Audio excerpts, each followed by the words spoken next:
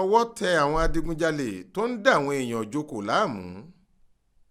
ọwọ́ àwọn ẹ̀ṣọ́ aláàbò social orientation and safety corps tí wọ́n ń pè ní sosafe ti tẹ àwọn afurasí adigunjalè mẹ́ta kan.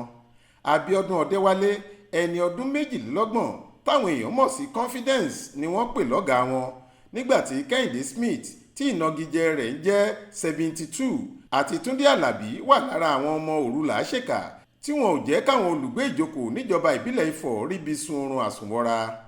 kọ̀mándàǹtì ẹ̀ṣọ́ sosafe nípínlẹ̀ Ògùn Sọjí Gonzalo ló fọ̀rọ̀ yìí tó Aláròyé létí nínú àtẹ̀jáde kan tí alukoro wọn Moruf Yusuf fi léde lọ́jọ́ sátidé ọjọ́ 3 oṣù kejìlá.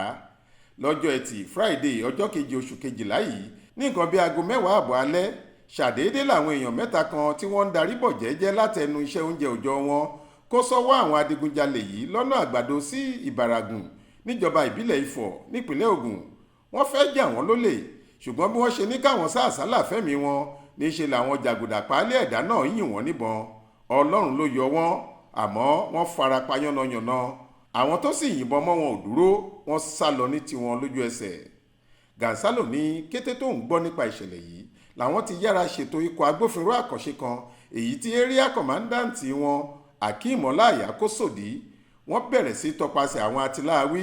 Ọlọ́run sì ṣe é, wọ́n rí àwọn mẹ́ta yìí mú. wọ́n ní níbi tí wọ́n ti ń sá lọ nígbà táwọn fẹ́ mú wọn ni wọ́n ti lọ ṣe ara wọn léṣe. lára nǹkan ìjà olóró tí wọ́n fi ń jalè tí wọ́n ká mọ́ wọn lọ́wọ́ ní ìbọn àgbélẹ̀rọ kan. wọ́n sì ti jẹ́wọ́ pé àwọn tún ní ìbọn míì nípamọ́ èyí tí wọ́n lò lálẹ́ ọjọ́ ìṣẹ̀lẹ̀ yìí. iṣẹ́ ti ń lọ láti gba ìbọn náà lọ́wọ́ wọn. wọ́n láwọn afurasí ọ̀daràn náà jẹ́wọ́ pé àwọn làwọn ń da omi àlàáfíà abúlé òkò àgbàdo sí Ọláògùn níjokòó rú. ibẹ̀ làwọn eléyìí ti ń dáwọn èèyàn lọ́nà.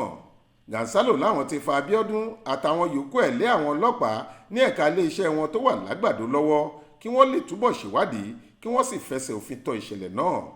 ó láwọn sì ń dọdẹ àwọn yòókù tí wọ́n jọ ń jalè lágbègbè ọ̀hún. Faith Adébọlá ló ń jábọ̀ ròyìn fún iléeṣẹ́ tẹlifíṣàn Aláròyé online.